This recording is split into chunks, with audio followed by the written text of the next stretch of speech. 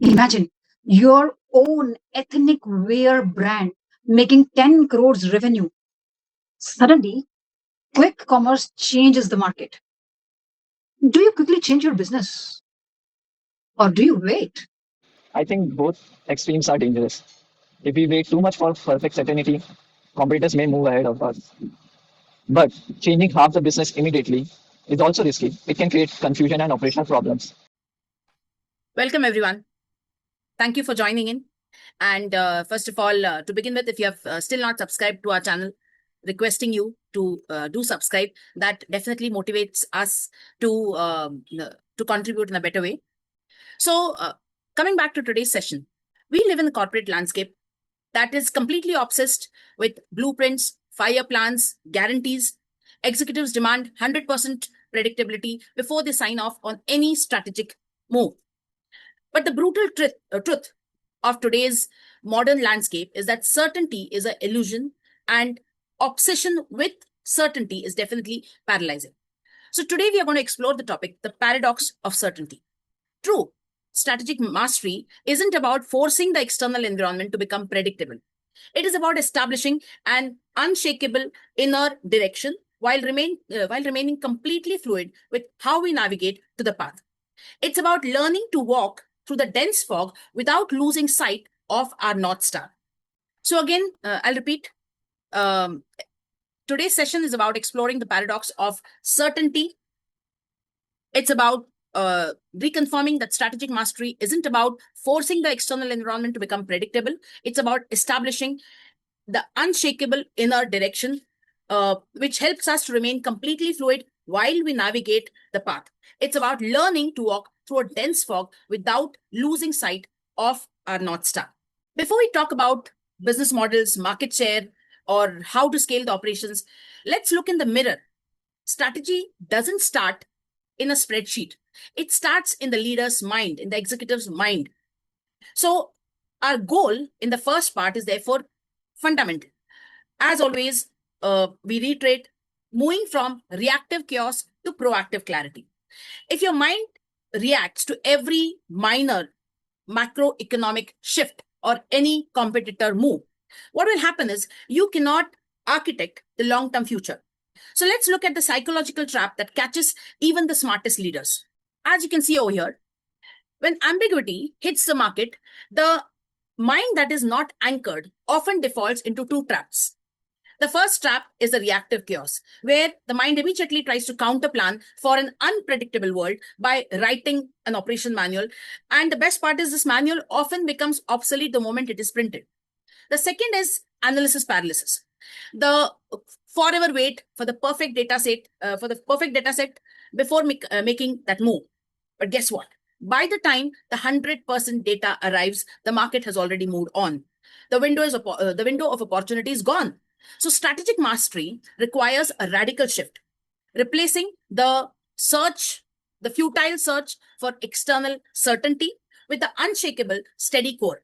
Instead of controlling the wind, we learn to steady the ship from within. And this is exactly what we also learn from the 48th verse of the second chapter of Bhagavad Gita. Yogastaha kuru karmani sangam tyaktva dhananjaya siddhya siddhyoho samobhutva samatvam yoga uchyate. What does this mean? Perform your duty with equanimity by abandoning attachment to success or failure. What do we mean over here? That is, do your duty. My favorite term for this is passionate detachment. That means when you're doing your duty, do it with complete passion. Do it by with absolute equanimity. But at the same time, abandon the emotional attachment to the results. That is, whether it is immediate success or whether it is immediate failure. As a result, what happens is your mind becomes unshakable. And this is the true yoga. And this is what every executive should achieve. This is the equilibrium that every executive should achieve, which is also called as Samatvam Yoga. Let's look at the direct takeaway of this approach. What would happen is that when you establish yourself in a state of unwavering equilibrium and only perform your action, what would happen is, as you see the axis over here, on the right hand side, what does it imply? It implies that the central axis is completely stable, irrespective of the currents of success or failure trying to spin it wildly. So if your peace of mind depends upon the dashboard metrics of the day, that is, what is the performance, you will always be a slave to the external conditions. When you anchor the axis, you remain the master of your actions. Now, if we try to translate it into the strategic framework, how do we translate it into the timeless philosophy of the executive framework? It comes to clearly two directions. First, to command the internal equilibrium, that is, stop exhausting your intellect, your intelligence in trying to force an unpredictable external market into becoming predictable. That's not going to happen. Instead, anchor your focus on your core intent, your values, your professional competence. What would happen is it would eliminate the result anxiety. What is result anxiety? It is a psychological leakage that occurs when your mind is trapped in the future. By excluding what if worry, what would happen is you would be able to focus 100% of your intellect, 100% of your focus on of your efforts on achieving excellence in the execution of the current task. Now let's look at this by imagining the modern Arjuna talking to Sri Krishna. The modern Arjuna, let's take for example. Let's say I'm the modern Arjuna. I'm launching a new marketing campaign next week, but I'm paralyzed by the fear of failure and the loss of the entire marketing budget. After this, what would be the reaction of Krishna? So Krishna would say, my dear Arjun, stand tall, that is, be firm. The paralysis that you feel is not because of the lack of your capability. It is rather clouding your vision. To conquer this launch, you must have a mindset of a strategist. Whereas the steady core, okay, that is, this is what again Krishna is telling to Arjuna. If once you have a steady inner mind, so what would happen is your fear, which stems from because you're identifying with the campaign's performance, okay, that's why you feel the fear. Instead, if you shift your anchor from the ad set to your competence, that is achieving your excellence, what would happen is you will be clear about your purpose. You will be clear about your aim, that is whatever service or whatever features you are trying to provide to the customer, to the market. So immediately the market volatility or the competitive reaction is not going to affect you. When you react from your place of inner stability, automatically your decisions become sharp. They become they no longer stay clouded because of the fog. Again, this leads to elimination of the result anxiety. While in the previous approach where you are attached to how the market would react, so which would lead to 80% leakage of your mental efforts. Instead of that, when you focus on your performance, every moment is spent on working on or performing your duty, that is putting your 100% efforts on execution of what you are supposed to do. Automatically the results, that is the universe starts reacting to your performance and the results automatically flow. The results are get dependent on your action. Because your action is perfect, the results are bound to be the best. What Krishna is trying to tell over here is success and failure are simply two labels. The campaign may win, the campaign may lose. That you may lose money as a result of it, that's fine. But even if you lose money, it's not a failure. It is essentially a masterclass for you to be more perfect in your performance, in your action. So what happens is, as a result, you achieve, or your skill, you perfect your skill in the best possible way. Eventually, you're bound to rise. So that's what Krishna is saying. Just perform your duty with precision and leave the fruits to me. Unpacking samatvam, that is understanding what is that samatvam that I spoke about in the previous slides. Samatvam essentially consists of three blocks: anchor, detachment, and energy. What is anchor? Establishing your starting point. That is, as a leader, as an executive, where should you firmly hold, where should you anchor yourself? So what happens is, where should you start from within? Your inner baseline, your balance, because your first step, your balance, will decide how you go through this path. Detachment. Let's be clear about that misconception, that is attaching yourself to the result. Rather, attach yourself to the work. This will remove the anxiety that often paralyzes you over the future. You care about the quality, you care about the validation when you're constantly attached to the fruits of the future. Eventually, what happens is, when you remove that emotional attachment to the results, automatically the friction of fear, of worry, of ego gets released, and you end up you end up focusing your capacity completely on the work that is in front of you. Over to you, Meenakshi. Thank you, Dr. Sandhya, for such an insightful session on the paradox of uncertainty, paradox of certainty. When we are moving through the ambiguity, things are ambiguous, but still we know how to reach further. So, as we see, if we take a reference from Bhagavad Gita, again from chapter 2, Shloka 2.47, which reads, Karmanyavadikaraste ma phaleshu kadachana ma karma phal hetu dhur mate shangra sattva karmani. If we read this shloka step by step, so it's divided into four parts: first, second, third, and fourth. Why have we chosen this shloka in the paradox of certainty? Why? Because one of the greatest cause of stress in modern life is our obsession with outcomes. Will I succeed? What will people think? What if things go as we thought? And what if they don't go as we planned? And in this constant anxiety about results, we lose the quality of our present action. So at this moment, Krishna gives one of the most profound teachings of Gita through this shloka, which is one of the most popular shlokas, even if somebody hasn't read Gita thoroughly. But this shloka is known by everyone.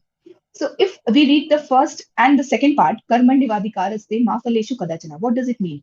It reads, Krishna tells Arjun, you only have control over your actions.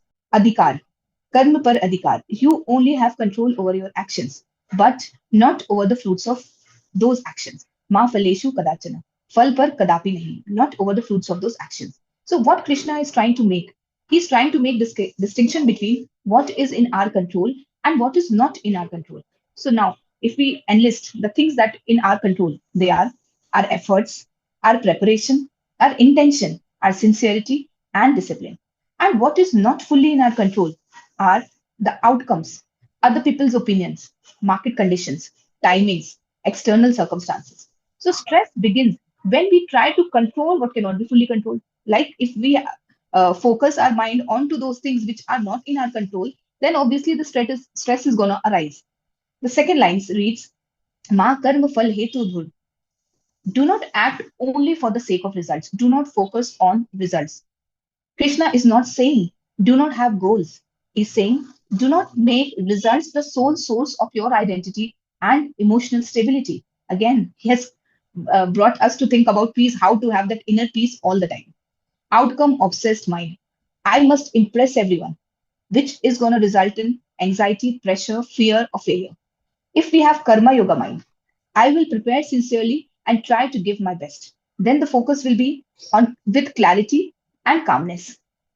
Now the last line, Mate Sangyo Satvat Karmani. But also do not become attached to inaction. It should not be like this that you are acting with less of sincerity, less of dedication. Your dedication should not be sacrificed here. You should have that thing in your mind that you have to work come what may. Sometimes people misunderstand detachment as laziness, passivity, withdrawal. Krishna rejects that completely. He says, keep acting, keep contributing, keep moving forward, but without emotional bondage to outcomes. The paradox of certainty. This shloka beautifully teaches us you may not control the future, but you can still move with complete sincerity in present. You don't have control on future, but your movement can happen with sincerity. And today, this world is the life of uncertainty, life of ambiguity, and how we manage this ambiguity. Why? Because here we see careers change, markets change, relationships change, plans change. And see, even Modi ji has asked the country not to buy gold, not to waste energy, and try to be alert in spending and in managing things. People should not be extravagant these days. So, similar here, Krishna says, do not become paralyzed by uncertainty. Things are going to be worsening, but we should try to prepare ourselves by focusing on our actions. If we take the analogy of a farmer, he can control the planting, the watering, and the efforts. What he cannot control is rain, weather, and the timing of growth. So, what lesson do we derive from this? Wisdom is giving your best effort while accepting uncertainty gracefully. How much of your stress comes from action itself? And how much comes from fear about results? Peace comes when we focus on contribution instead of obsession with outcomes. So, when we focus on effort and not on emotional dependence on results, control your actions, not your anxiety about outcomes. Clarity in action reduces fear of uncertainty, and detached action is not careless action, it's a peaceful action. And Krishna is not teaching us to lower our ambition, he's teaching us to reduce the inner disturbance. Work sincerely, act wholeheartedly, but do not tie your peace to the outcome. The secret of inner freedom is full effort without emotional slavery for results. If we take the lines of Vinoba Bhave, which he has mentioned in Gita Pravachan, he says that we should not be attached to any kind of action, we should not be attached to the results of the action. Where he says there are times when people think whatever I do, I basically have the right towards my fruits. I mean, whatever action I'm doing, like if I'm growing the tree, I should taste the fruits. But he says that we should not even think that, and we should give that also up. Because once we give that up, it comes automatically. And when we keep ourselves attached that if this fruit is going to grow, I will want it to be served in my platter, I'm going to eat it, then it becomes very much, it's going to disturb you a lot, and you will not have the focus towards the efforts that you are putting in, and that's going to disturb. There is one line which I read somewhere in Mount Abu, outside one of the temples. It was written, when scorer is going to write something against your name, he will never write whether you succeed or you failed. He is going to only mention, he is going to only remember the line, how beautifully you played the game. So this is the line which the universe, which is written for the universe, that we are judged constantly by the universe. How we are doing things, that is being seen by the universe. And it's your niyati, your destiny, which is basically manifested by your intentions. How your intentions are, on that basis only your destiny uh, is planned. So niyati जो तय करती है वो हमारी नियत होती है. This is all I had to share with you. Over to Dr. Sandhya. Awesome. Thank you so much, Meenakshi. After whatever we have discussed till now, and from what Meenakshi has presented, the case that comes to my mind, the example that comes to my mind is Tata Motors. Tata Motors, the EV division. The real world execution of whatever we are discussing in this session.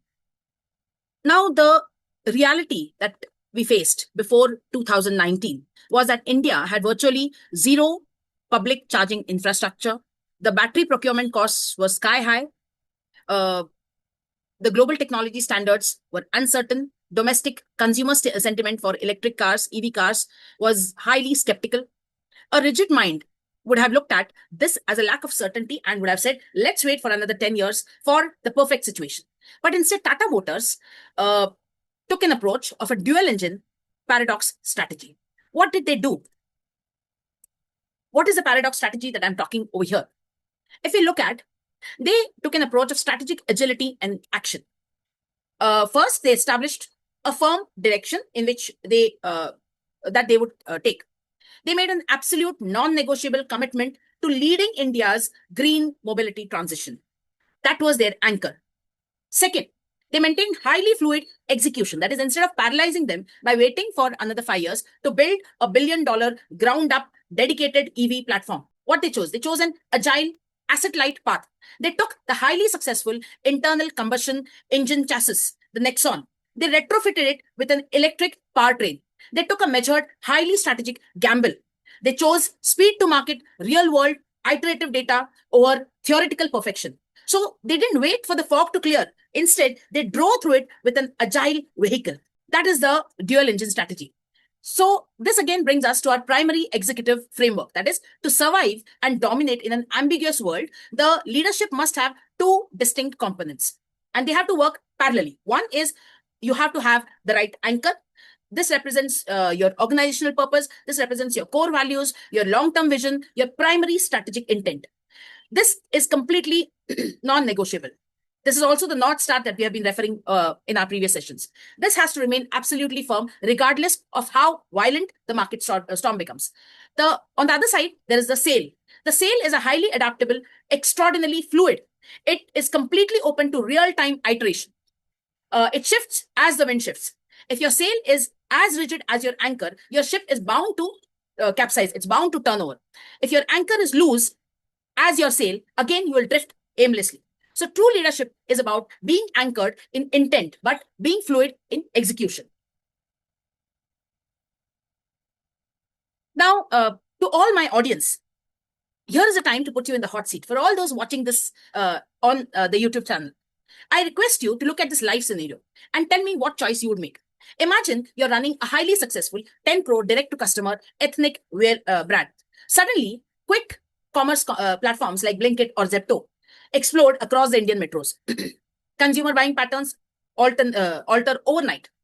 Your core dilemma: do you want to wait for 6 months to get those market reports, or do you want to adapt immediately to this chaotic delivery ecosystem that is not yet validated? So do let me know your choice in the comments. And having said this, let's now look at the activity as to how the three different types of leaders would react to a similar situation. Now, let us test this with a real business situation. Imagine your own ethnic wear brand making 10 crores revenue. Suddenly, quick commerce changes the market. Do you quickly change your business? Or do you wait? Sanjog, what would you do? Ritu ma'am, I think both extremes are dangerous. If we wait too much for perfect certainty, competitors may move ahead of us. But changing half the business immediately is also risky. It can create confusion and operational problems. So I would take a balanced approach. I would test a quick commerce with only one popular product in one area like Gurgaon or Bangalore for 2 weeks. If it works, we slowly expand. If it fails, the loss is small. The goal stays clear, but the method stays flexible. Exactly, Sanjog. That is smart leadership. So, audience,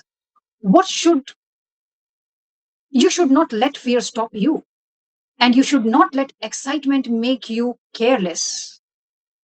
Good leaders take small, smart actions while understanding that no one can control the final results completely. We had three leaders. Rohan represented the one with the rigid mindset who says, I would wait. Our brand equity is at stake. I need an extensive consulting report, something that gives me and that tells me with absolute certainty before I risk our high-end experience on delivering the goods. So Rohan is essentially paralyzed by a search for absolute certainty. As against that, Priya represents with a reactive chaos. She screams. She says, I would jump in entirely. She's prepared to pull 50% of the retail stock that is available today. Now, in India, if you aren't, according to her, in India, if you aren't first, you're the last. So she wants to rebrand the entire company into, for example, 10-minute kurtis. So Priya has a sale, but she doesn't have an anchor. She is running purely on FOMO. Let's look at Amit. Amit is the one who embodies who represents Samatvam in action, which is what we have been talking about in this session. He says, I would keep our long-term brand direction crystal clear. I would test loosely right now, no waiting, but gambling the whole house either is not the right approach. The approach that I would say Amazon has taken. So having dark stores, having high density zones for some time, this is the approach that Amit takes, and which I would say is a representation of taking a calculated risk. So how can we master the chaos? or let's look at the action call of the session.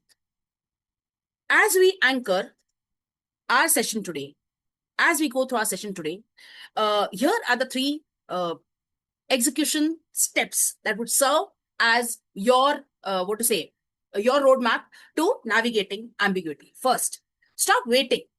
Acknowledging that 100% certainty is a psychological myth. It is bound to breed corporate paralysis and it is bound to kill innovation. In a hyper-dynamic, highly competitive world, we have to understand that we have to develop the skills for navigating ambiguity.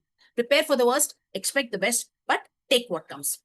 Second, anchor internally, that is, build a steady core within your leadership team so that you can remain objective, you can remain calm, you can remain strategic, even when the external environment shifts beneath your feet. Third, choose a compass or a map. In a foggy situation where it is unpredictable, a map becomes highly dangerous because it assumes that the terrain hasn't changed, whereas a compass simply gives you true direction, allowing your execution to remain fluid, allowing it to remain agile and victorious. Like, for example, the Google Map. Google Map will look at the current traffic conditions. It will look at if there is an accident somewhere on the way. So when you're traveling, when you access the Google Map, it will try to give you the best possible route in the current conditions. As against that, a hard copy of the map would not be able to incorporate the current changes that are happening. So that's all that we had to say. Now the floor is open for questions. Let's see what our audience has. I don't have a question, but I have an example, a real world example of what is happening today. See, just now, the Prime Minister has announced that people should avoid buying gold and things like that. So what happens to a jeweler? He must, an ordinary jeweler will be holding his head and saying, oh God, there goes my business. As it is, being in a gold business is a tough business because it's not something which people buy just for fun. Neither is it a very important part of any family's budget. And here we have a Prime Minister saying, don't buy gold if you can avoid it. So I had a nice chat with a person who's a jeweler, a very famous brand. And I asked him, aren't you having sleepless nights? I mean, look at what Modi did to you. His answer was very nice. It really mirrors what we just now discussed. He said, now I'm not thinking of new gold. I have now introduced a scheme. Within the next 2 days, he came up with a scheme for people to trade in their old gold. Oh. See, I mean, how quickly he turned it. So his internal anchor was still very clear. He didn't allow this wind of sweeping change to sweep him off his feet. He came up with this one. And now, I mean, day before yesterday, actually, I had been close to that area. His shop is crowded. Okay. So I had to go in just to ask him, like, what are you doing? That's when he told me the story. Wonderful. So this is a real life example. Another example is, of course, what we've been seeing in Instagram and all that. When big celebrities talk of something, using that to monetize your own brand, was that example of the Jhalmuri. PM goes to Bengal and talks of Jhalmuri. Now everybody around India, even those who hadn't heard of Jhalmuri, now suddenly have a packet of 5 rupees in their hand. Why? Because there was one enterprising businessman who said, okay, I know how to make Jhalmuri. Now everybody's talking about Jhalmuri. Let me make it and put it in a packet. That's that kind of agility without being, without panicking from internal is one. I think that's a very true way business leaders need to think about. And when Modi ji is requesting the people of India not to waste fuels, try to use public conveyance, try to use a car as a family, not to take out 2 cars simultaneously, then he himself is reducing the number of convoys he is having. Yes. So live by example is his strategy. So that's what he's doing. So that's, I think he should not be doing, so that for security reasons, the whole world is having eye on our Prime Minister, and his safety and security is the utmost priority. Is a challenge. Yeah. I mean, and he shouldn't be sacrificing. I mean, people already hear to him. I mean, he shouldn't lead by example on these things. But it's happening. Even our Maharashtra CM is nowadays, instead of traveling by car, he's taking the bikes. So It's people are leading by examples. So But it's a nightmare for the security people. yes, Because they it's are a tasked, nightmare. it is their job to keep him safe. Yes. I mean, I really find it amazing, you know, these security people, everybody gets distracted by the cameras, the kind of attention people are getting. But the security personnel who stand with the leaders, they're only observing each person in the crowd. They never get distracted by those cameras. Yeah. How steady, I mean, how focused they are. That is really amazing. They are not carried away by the They- glamour or the speech or anything else. Yes. And even their own, I mean, they don't even disclose whose Yes. turn is when, like who is going to go with them. They are also told 10 minutes before. Yes. It's never pre-planned with Yes, them yes. as well. Yes, even Ajit Doyle. I had come across one video which states that Ajit Doyle, when he was under that disguise in Pakistan as a beggar, there was a Yes. time when a Hindu kind of knew that this person is not a Muslim. So, and how he caught him? Because he told him to come and meet him. So when Ajit Doyle went to his house or some place to meet him, he said, "I caught that you're a Hindu," because he had pricked his ears. Uh-huh. So Ajit Doyle, I mean, yes, it was something vital, but he continued. So just imagine these intelligence people. The person who caught him was also Hindu. Yes, That is why yes, he caught him and he said, try to yes, be alert here. Because I yes, recognized you, anybody else can also do so. yes, It's yes, better you leave the place. yes, Go away. yes. Because he was also I saw hiding. this video. He was also hiding this way. So amazing. I mean, what people can do. Simple people. It's not that they're Yeah. exceptional, but they become exceptional by following the path, True. by trying to And work. I'm sure they're all guided by the principles of the Gita. Because many Yes. times I have heard Ajit Doyle to actually quote, Yes. Actually, I do my job. I don't It- really worry about everything else. Because people Yes. asked him, weren't you scared when you were in Pakistan? You could be butchered Yes. any time. Yes. And This is- Bhagavad Gita, I think it's a life book. It teaches you the art of living. It's not only that you keep reading Gita and be at home. Don't do Yes. anything. Just read it and say you are a follower of it. You have to read it and then you have to also present it in your behavior. Like Yes. what you're reading, it should come in your acharan as well. Yes, that is the only book which, I mean, Yeah. every other book, every other plan of action becomes obsolete. But It- that is the only See, book every other which book, always stays current. even the other religious books, they talk about God. Yes. You follow this God, you follow that God. But this is one directional book which tells you what to do in order to actually reach the lotus feet of God. No, and This this is is how also you should be in doing Bhagavad Gita. things. There are verses where Krishna himself says that I am God and instructs He people. says that. Yes. He says I'm that God. because the qualities, the pragya buddhi and all those things which are mentioned here, anybody can become God, but he Yes. has to be focused enough to reach that stage. Yes. Yes. Yes. Yes. Because we all are one unit of soul. Anyway, I think what we'll do is we'll end it. Okay, sure. Okay. Great. Chalo. Thank you so much. Anyway, lovely speaking. Yes. Huh? Lovely speaking to you. Yes. Thank you. And thank you for joining, ma'am. Thank you, Yeah, Meenakshi. thank you. Wonderful. Thank you. Chalo. Bye.